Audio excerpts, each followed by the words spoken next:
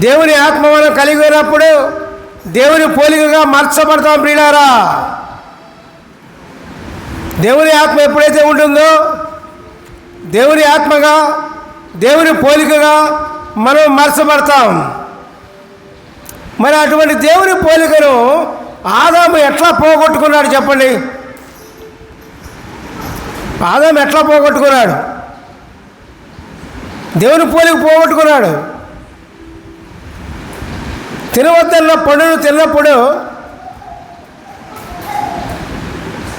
దేవుని ఆత్మ వెళ్ళిపోయింది అతనిలో నుంచి.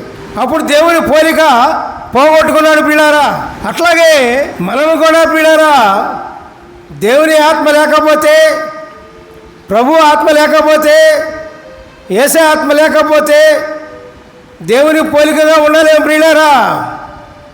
దేవుని పోలికగా మనల్ని నిర్మించాడు.